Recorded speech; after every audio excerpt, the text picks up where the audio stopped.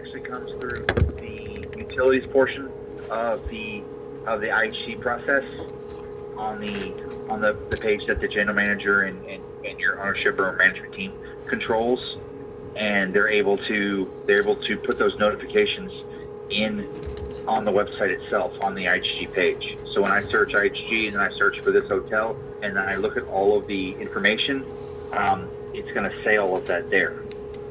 Okay. Yes, sir. If it doesn't say it, then it's allowed, and it does not say that cash is not accepted for incidentals. So that means it's allowed. Gotcha. So due to IHG policy, we need a card on file for incidentals. We do not accept cash for incidentals because we would have to get that back. It does not say that it does not say accept cash for incidentals. Gotcha. So if we are not going to put a card on file for incidentals for your stay I have over, a card, but I want to. Okay. I have a card on file, but I want to pay cash for the incidentals because I don't want to make a payment for $50 for 3 room nights. I already made one for 1 room night. I'm not making it for the second 2 room nights. Gotcha. So what you're going to need to do is you're going to need, in order to take the second reservation, you're going to need to not check out the first reservation, zero out the incidentals for the second reservation, check in the room, then move the $50 payment from the first reservation to the second reservation, and then check out the first reservation, and then the $50 payment for my card is on the second reservation at that point. Alrighty, That way the room night has a $50 credit card payment on it, which is an authorization on your end, but a payment on my end. Now, I mean, if you need help walking through that process, I'm definitely able to help you do it because I used Opera for over 4 years when I was a manager for Crown Plazas and for Holiday Inn Expresses. So I don't mind showing you if you needed help, but I'm pretty sure you know how to do it. If you don't, then obviously your manager can assist you in how to do it. But I do know how to do it. I was the manager for the Holiday Inn Express Suites Pearland. And so that's how I knew to contact guest relations, and I knew what to tell them in the process of my check-in process, my condition of my room, and all of that stuff. Which obviously the incidental charge is only the smallest amount of the complaint that guest relations conveyed to your either your GM, your ownership group, your management company, whoever they talk to, or just a manager. Because I do know that IHG does not allow hotels to go for a certain amount of time without a general manager. A management company or ownership group has to step in, and then you have to have a GM hired at some point.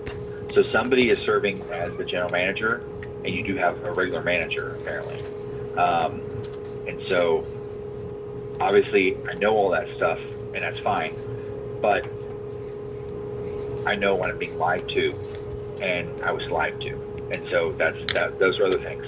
So the incidentals needs to be moved from my reservation that has not been checked out to the reservation for Saturday, and then my credit card is on file. I can show you my credit card, but currently right now I've moved everything from my checking account over to my savings account. So there won't be any more money that y'all will be able to authorize. But the payments you're going to be able to remove, you're going to move from one reservation to the other. Once it's checked in, and you'll just, when you're on your computer screen, instead of it saying $50 for incidentals, it'll be $0. You'll check in the second room night reservation, because you can have the room be checked in. You can have 2 rooms checked in at that point.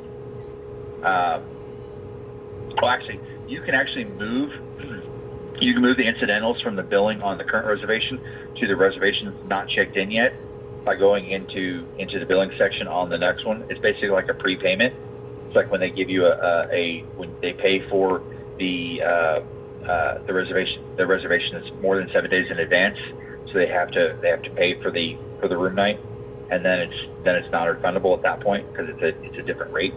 And so I've forgotten the rate codes, but I know about those rates. And so you can move it through the reservation screen and then go to the billing screen. You can move my payment of $50 from one reservation to the other that way. Then you can check out my Friday night's reservation. Then you can check in my Saturday's reservation, because the incidentals, the charge will be $0.00, but the payment will already be there, and then the room checks in.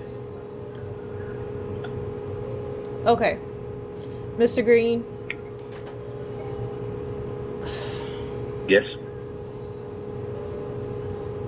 I appreciate your advice and you giving me tips on how to do a stayover. Really do appreciate that. But unfortunately, what my manager has told me is that if you do not chip in your card for your new stayover reservation for the incidentals, we cannot allow you to stay here. You will have to check out by 2 p.m., which is your late checkout time. Well, then I'll call Guest Relations back. Thank you. Yep.